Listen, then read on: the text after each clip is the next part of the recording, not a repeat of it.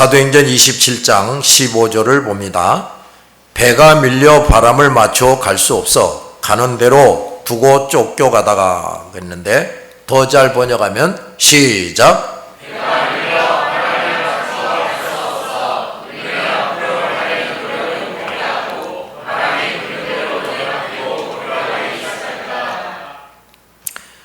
자, 이제 그 배에 탄 사람들은 그동안 자신들의 생각대로 하던 것을 다 포기하고 그저 바람에 모든 것을 맡기고 망망대해를 떠돌아다니는 처지가 됐습니다. 그런데 이때 이상하게도 오히려 그들에게 희망이 찾아오기를 시작합니다. 하나님께서는 그 배를 한 섬에 도달하도록 이끌어주고 계셨어요. 유라굴로라고 하는 아주 엄청난 폭풍이 불어서 지금 이 어려움을 겪게 됐는데, 그런데 그 폭풍 때문에 밀려가면서도 어떤 한 섬에 도달하도록 하나님이 이끌어주고 계셨다고 말이에요. 그런데 그 사람들은 이런 사실을 전혀 알아차릴 수가 없었어요. 이것은 이미 바울에게 말씀해 주신 대로 바울을 통해서 그들 모두를 구원하시려는 하나님의 뜻이 있어졌기 때문입니다. 그런데 하나님은 그들이 하나님의 말씀을 거스르려는 생각과 노력을 포기하기 전까지는 그들을 내버려 두십니다. 이제 그 모든 것을 내려놓자 폭풍을 이용해서 그들이 살 수 있는 길로 이끌어 주기 시작합니다. 하나님과 말씀을 귀담아 듣지 않고 무시하고 자기 생각과 욕심대로 하는 사람들, 그래도 하나님의 사랑과 은총을 입고 있는 사람들은 하나님께서 그들이 영원한 멸망에 떨어지기 전에 불순종하고 대항하는 일을 중단하고 포기하도록 이끄시고 기다려 주십니다. 결국 그들이 그 모든 어리석은 생각과 노력을 포기할 때 하나님은 그들을 살 수 있는 길로 이끌어 주십니다. 하나님의 사랑을 입은 사람이 하나님의 말씀과 뜻을 거스리며 생각하고 또 결정하고 행동할 때 하나님은 그런 사람, 이 배에 탄 사람들처럼 아무것도 제대로 할 수 없이 호송세월을 보내도록 내버려 둡니다. 호송세월 하게 해요. 고생만 실컷 하고 얻는 것은 아무것도 없게 됩니다. 그러나 이제 모든 것을 예수님 앞에 다 내려놓고 예수님의 말씀과 뜻대로 사는 사람들은 사람들의 눈에 보기에는 어리석어 보이고 대단해 보이지 않더라도 지나고 보면 무엇인가 점점 쌓이게 되고 영육 간에 성장하는 것을 보게 됩니다. 이런 사람은 적게 수고해도 영육 간에 많은 것을 거둡니다. 그러므로 하나님과 견줄 수도 없고 하나님을 떠나서는 살 수 없는 우리 사람들은 하나님 앞에서 잘난 체하거나 아는 체하지 말고, 누구 앞에서? 하나님 앞에서. 사람들 앞에서는 좀 아는 체하고 잘난 체 했다가도 하나님 앞에서는 그렇게 하지 말고 그저 하나님을 찾고 그 말씀에 순응을 해야 돼. 하나님 앞에서 어리석은 생각과 욕심, 고집을 내려놓고 포기하는 것이야말로, 내 모든 어리석은 생각과 고집을 내려놓고 포기하는 것이야말로 살 수 있는 길을 찾는 것입니다. 그래서 예수님은 너희가 나를 따르려거든 자기를 부인하고 자기 십자가를 지고 따르라 하신 겁니다. 주님 앞에서 자기를 온전히 부인할수록 주님과 더 가까이 하게 되고 진정한 평안, 또 안식의 항구인 주님의 품에 안기게 됩니다. 그러므로 지금 얼마나 그 생각과 욕심을 예수님 앞에 내려놓고 있느냐 이 말이에요. 아직도 그것을 전지전능하신 주님 앞에서 포기하지를 못하고 그냥 그걸 끌어안고 있지 않느냐 이 말이에요. 저 배에 탄 사람들처럼 하나님의 말씀과 뜻을 거스르는 생각과 노력과 결정을 포기해야 돼요. 그리고 주님이 이끄시는 대로 모든 것을 맡기고 따라가야 됩니다. 여러분이 그 모든 것을 포기하지 않는다면 거센 풍파를 면하지 못합니다. 이제 이 사람들이 어떻게 한 섬에 상륙하게 되는가를 보여주는데 아주 드라마틱합니다. 얼마나 재밌는지 몰라요. 16절에 16절 17절 가우다라는 작은 섬 아래로 지나 간신히 고루를 잡아 끌어올리고 줄을 가지고 선체를 둘러감고 스르디스에 걸릴까 두려워하여 연장을 내리고 그냥 쫓겨가더니 그랬는데, 자, 좀 더 잘 번역하면 시작.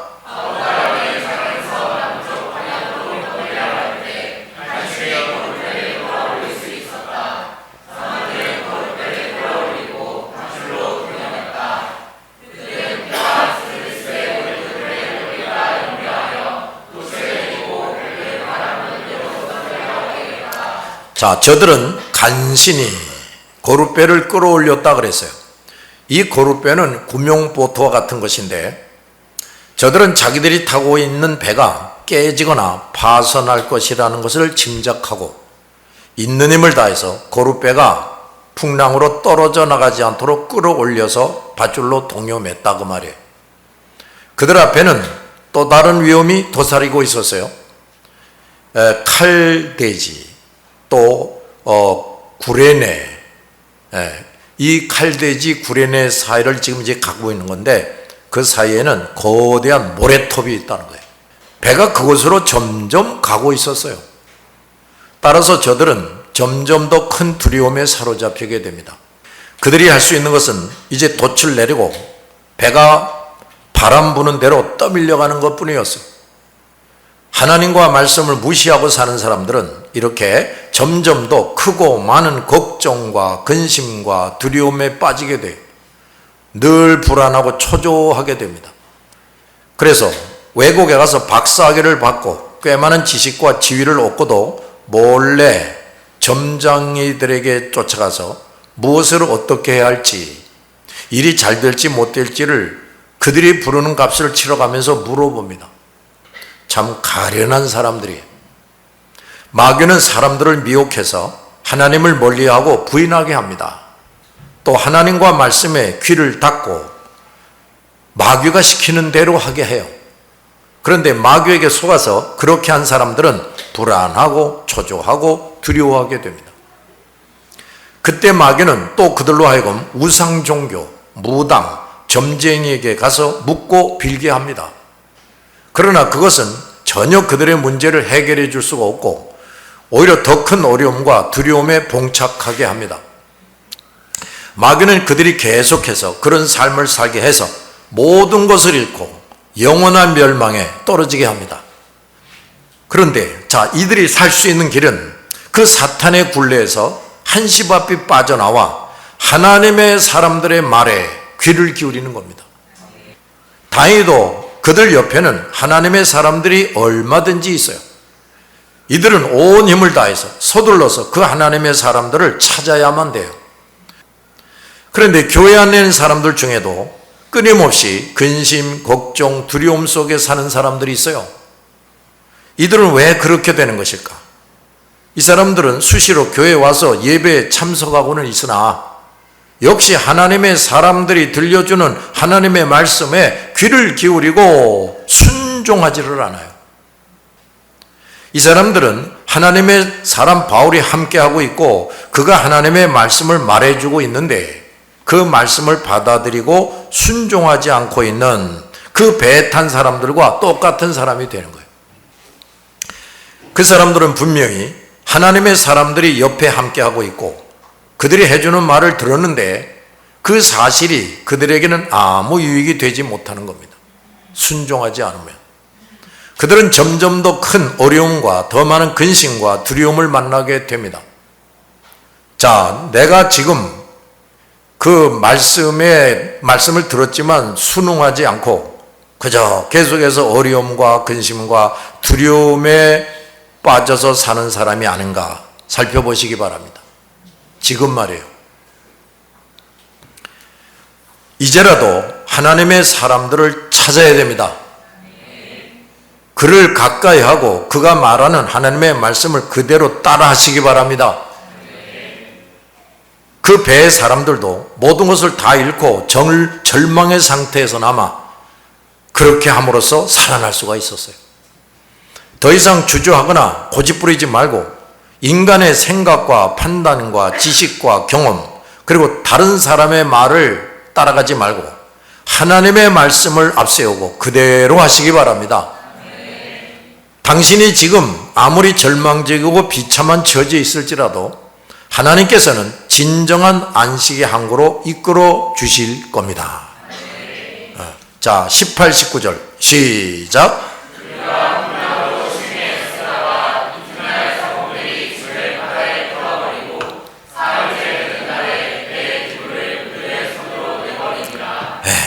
자, 이제 절망적인 상태에 빠졌어요.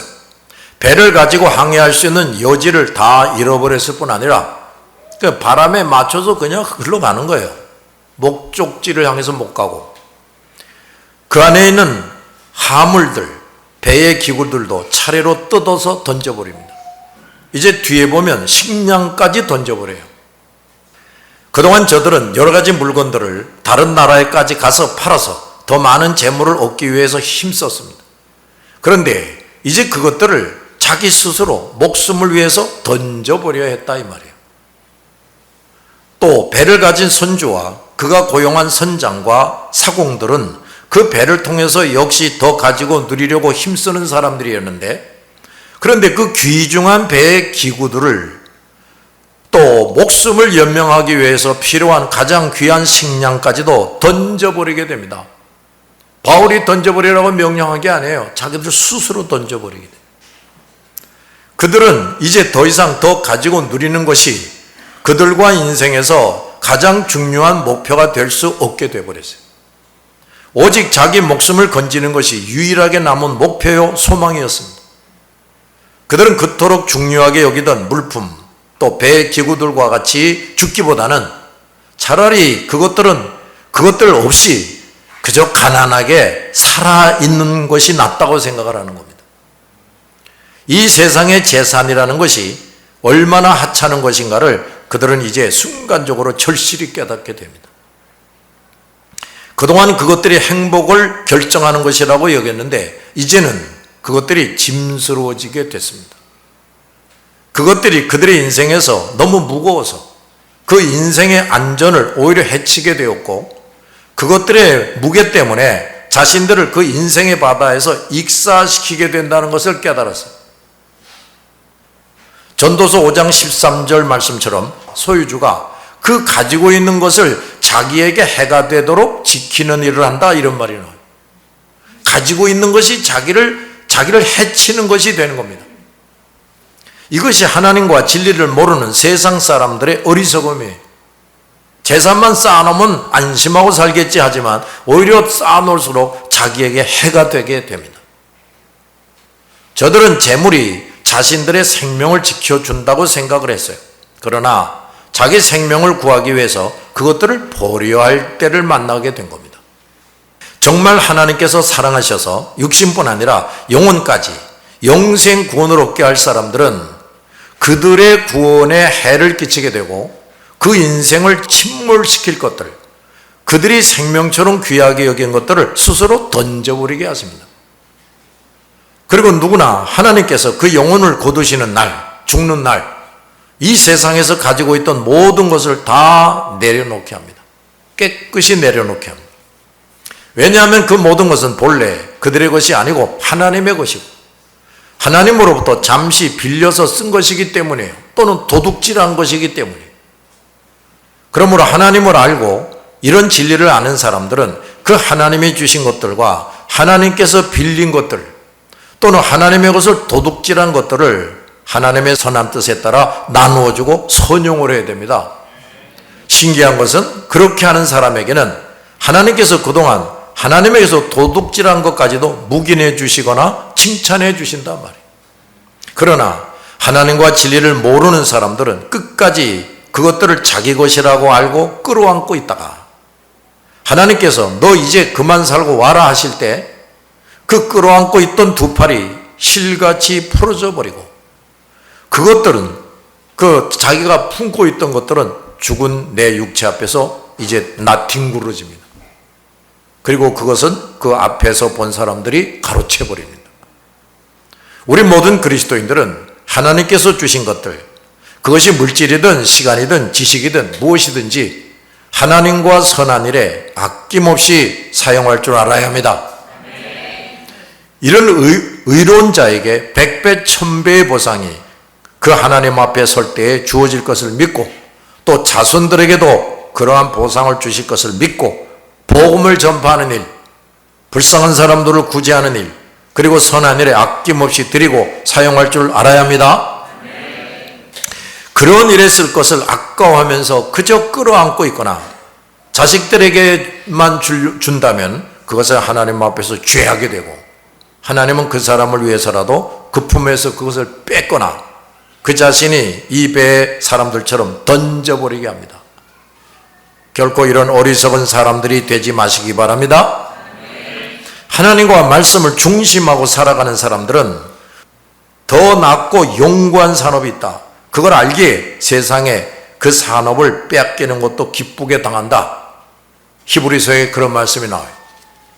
그러나 많은 교인들마저 세상 것들을 버리기보다 하나님과 말씀과 믿음을 버리려고 합니다.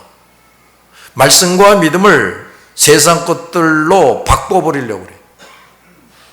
저 사람들이 직접 이것저것을 버렸지만 사실은 하나님께서 그것들을 그들의 손에서 거둔 것이죠. 그런데 하나님은 그들이 그동안 중요하게 여긴 것들 중에서 덜 중요한 것부터 거두시고 점점 더 중요한 것들을 거두셨다고 말해요. 결국 하나님의 사람 바울이 없었다면 그들은 목숨까지도 다 내놓을 수밖에 없었어요. 하나님과 하나님의 말씀을 무시하고 살아가는 사람은 어찌 되느냐? 첫째, 그들이 그렇게 하고 나아갈 때 순풍을 보고 안심하고 계속해서 나갑니다.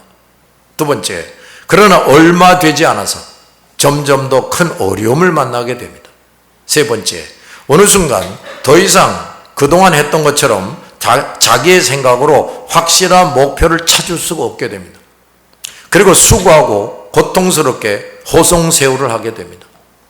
네 번째, 점점 더 크고 많은 걱정과 근심과 두려움에 사로잡히게 됩니다. 다섯 번째, 결국 가지고 있던 것들도 다 사라지게 돼요. 그리고 목숨만 남게 됩니다. 그런데 이런 사람들 중에 하나님께 선택된 사람은 그때나마, 다 잃어버리게 된 때나마 자기 옆에 있는 하나님의 사람이 하는 말에 귀를 기울입니다. 그 입에서 나오는 말씀을 들어요. 그리하여 육신의 생명뿐 아니라 영원한 생명을 얻게 되고, 이 땅에서 더 살아야 한다면 이제는 하나님과 말씀에 순종하며 삶으로 하나님께서 주시는, 다 같이 하나님께서 주시는 진정한 복, 이걸 누리고 살게 됩니다. 20절, 여러 날 동안 해도 별도 보이지 아니하고 큰 풍랑이 그대로 있음에 구원의 여망이 없어졌더라. 큰 풍랑이부터 더 잘 번역하면 큰 풍랑이 그대로 있으며 결국 우리는 살아남을 수 있다는 희망을 모두 포기하고 말았다. 그들은 더욱 절망적인 상황에 놓이지게 됩니다. 여러 날 동안에 해도 별도 보이지 않았다 그랬어요. 짙은 구름과 빛 때문에 대낮에도 해를 볼 수가 없고 밤에도 아무것도 볼 수가 없었어요. 당시의 뱃사람들에게는 해와 달과 별이 나침반입니다. 이게 안 보이면 뭐 어디로 갈 수가 없어요. 그런데 여러 날 아무것도 볼 수 없었으니 방향도 전혀 가늠할 수가 없었다고 말해요. 그동안 가지고 있던 항해에 대한 경험, 기술을 전혀 쓸모가 없게 됩니다. 뿐만 아니라 혹독한 겨울의 추위, 차가운 비와 바람이 그 배에 탄 사람들의 몸을 얼어붙게 합니다. 그들은 점점 더 두려움에 떨게 되었고 추위와 배고픔과 파도로 인한 고통은 그치지 않습니다. 따라서 결국 우리는 살아남을 수 있다는 희망을 모두 포기했다 그랬어요. 그들은 그야말로 절망에 빠져서 자포자기하는 겁니다. 그래서 그들은 배에 식량이 충분히 있었지만 먹을 필요도 없다고 생각을 하고 음식을 먹을 생각조차 못하는 겁니다. 여기서 우리가 깨달을 것이 있어요. 첫째, 저들은 하나님의 사랑과 긍휼을 입고 구원받을 사람이었으나 때가 되어 하나님께서 하나님의 사람을 그들에게 보내주시고 말씀을 듣게 하셨는데 불순종했기 때문에 고통과 절망을 만나게 됐다 이 말이에요. 뭐 했기 때문에? 불순종했기 때문에. 저들은 하나님께서 바울을 통해 그들 앞에 큰 어려움이 있을 것임을 경고하고 출발하지 말라고 말씀해 주신 것을 들었는데 하나님의 말씀보다 선장과 선주의 말을 더 신뢰했고 또 자기들의 생각과 판단을 앞세우고 추랑했단 말이에요. 이것이 하나님의 진노를 일으키는 일이 됐습니다. 하나님께서 친히 저들을 상대해 주시고 말씀해 주셨다는 사실은 저들에게 있어서 참으로 복된 일이 될 수도 있는데 반면에 큰 화를 당할 수 있는 일이 되기도 합니다. 세상 만물이 그 하나님의 말씀 하나하나에 의해서 그대로 실존하게 됐습니다. 그 누구도 무엇도 하나님의 말씀에 도전해서 안 되는 겁니다. 그 하나님께서 또 하나의 피조물인 사람, 그것도 죄인들을 상대로 어떤 말씀을 하셨다면 그들은 그저 황송해하면서 즉각 받아들이고 순응해야만 합니다. 만약 그렇게 하지 않는다면 그것은 창조주 하나님을 무시하고 도전하는 큰 죄악이 됩니다. 인류의 시조인 아담과 하와가 하나님의 말씀을 거역할 때 무서운 진노를 당하고 모든 것을 뺏기고 낙원에서 쫓겨났습니다. 뿐만 아니라 그들은 전적으로 부패 타락한 죄인이 되었고 참으로 가련한 존재가 되고 온갖 불행을 당하게 됐습니다. 따라서 그들 이후에 그들처럼 하나님의 말씀을 무시하고 도전하는 사람들은 그 아담과 하와처럼 모든 것을 잃고 내쫓기고 온갖 고통과 불행을 당하게 되는 겁니다. 여기에서도 하나님께서는 그러한 진리와 섭리를 저들과 모든 사람들에게 똑똑히 깨우쳐주고 계시는 겁니다.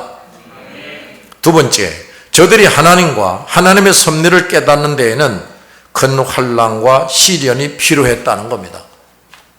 저 사람들은 웬만한 맞바람을 맞아서는 하나님과 그 뜻을 깨달을 수가 없는 사람들이었어요. 며칠 동안 먹지 못하는 일만 있어도 못 깨달을 사람들이에요.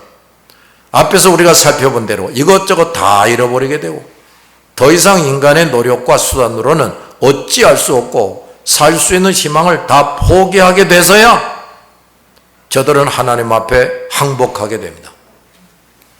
그래서 21절부터 바울이 나서서 다시 말을 할 때 그때는 한마디도 그 말에 토를 달지 않고 바울이 하라는 대로 그대로 합니다.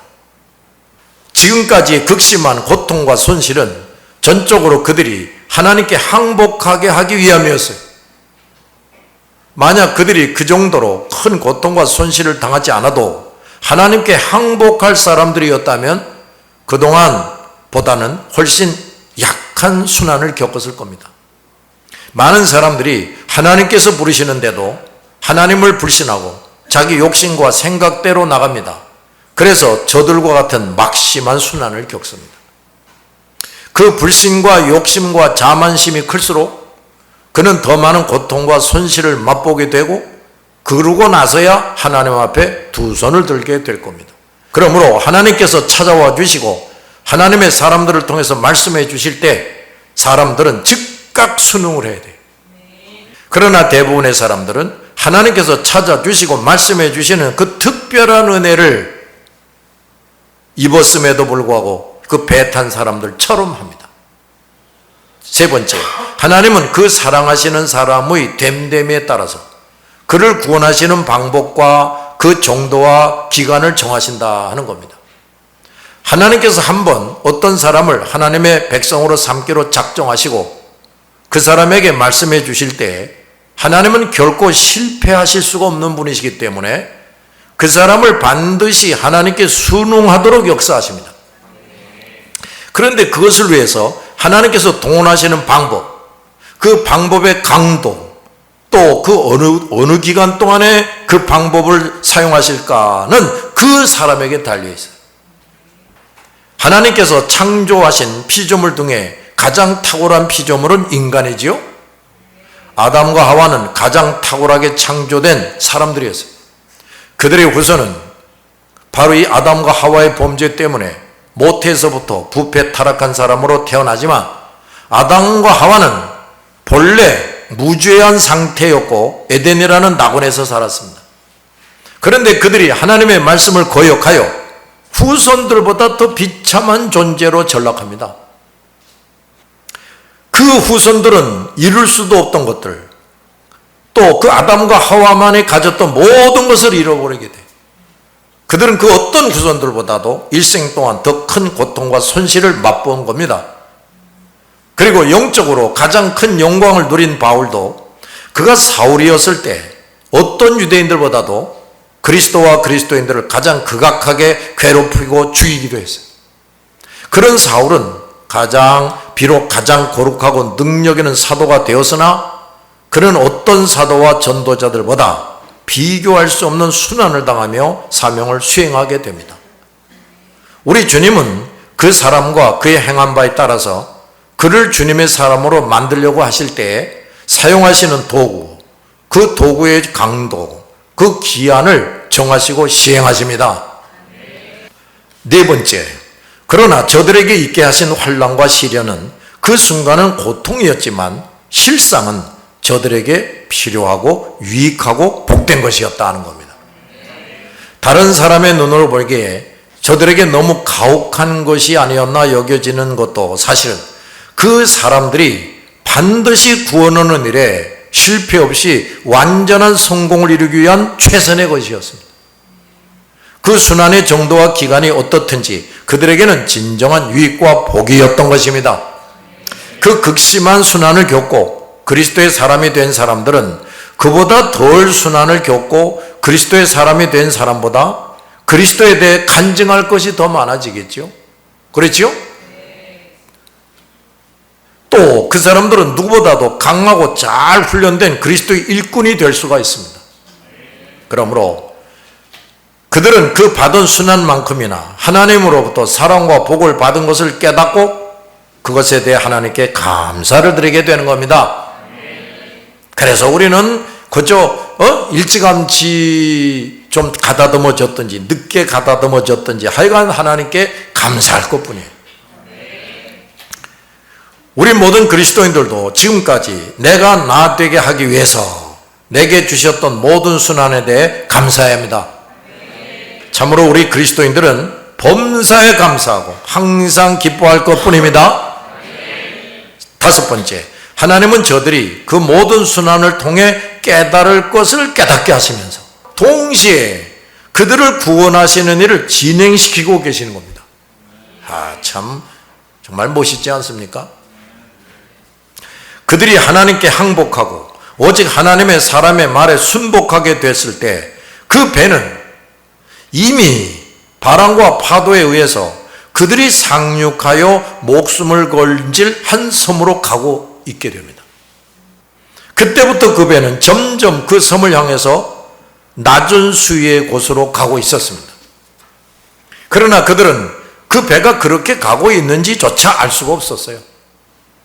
그들이 이제 하나님께 항복하고 바울의 말을 귀담아 들으면서 그 사실을 점점 알게 되는 겁니다. 참으로 하나님의 섭리가 얼마나 신비하고 섬세한지 모릅니다. 하나님께서 사랑하시고 선택하신 모든 사람들은 그들이 아직 하나님의 품 안에 들어오지 않았더라도 이런 놀랍고 신비한 섭리 가운데서 하나님께로 이끌림을 받고 있는 겁니다. 그런데 그들이 과연 그 하나님을 알고 그 하나님이 마련하신 안식의 항구에 도달하려면 하나님께서 그들에게 보내신 하나님의 사람을 만나야 돼. 그리고 그 사람의 입에서 들려오는 하나님의 말씀을 듣고 받아들여야 하는 겁니다. 그런데 저 배의 사람들처럼 하나님의 말씀을 듣고서도 순응하지 않으면 하나님께서 계획하신 큰 순환을 당하게 된다 그 말이에요. 그때나마 큰 어려움을 당하게 된 그때나마 하나님께 항복하고 다시 그들에게 들려오는 하나님의 말씀에 순응할 때 그들은 하나님께서 처음 계획하신 대로 그들에게 주시기로 한 영원한 복을 누릴 수가 있는 겁니다. 그런데 이들 중에 어떤 사람들은 계속되는 고통을 당하면서 단지 그 괴로운 상황을 모면하려고 형식적으로 입으로만 하는 회개를 하면서 하나님께 살려달라고 호소하는 사람들이 있어요. 저 배에 탔던 사람들 중에도 그런 사람들이 있었을 겁니다. 그러나 중심을 보시는 하나님이시라고요. 그러므로 하나님께서 인정하실 만한 회개, 따라합시다. 하나님께서 인정하실 만한 회개, 진정 하나님께 항복하고 하나님의 말씀대로 순응하기로 결심했는지의 여부를 하나님은 정확하게 보고 판단합니다. 만약 그 사람의 회개와 결심이 형식적이거나 입으로만 하는 것이거나 하나님께서 인정하실 만한 것이 되지 못한다면 그가 아무리 그럴듯하게 눈물을 흘리고 호소해도 그 사람에게는 그 폭풍과 파도가 멈춰주지 않는 겁니다. 많은 사람들이 왜 내가 회개했는데 안 도와주시느냐 하고 불평을 해요. 이런 사람들은 그 회개가 하나님께서 받아들일 만한 것이었는지를 살펴봐야 돼요. 다시 말하지만 하나님은 사람들처럼 결코 사람들에게 쏟거나 이용당하지 않습니다. 그것은 하나님은 완전하신 분이시기 때문이에요. 기도하십시다.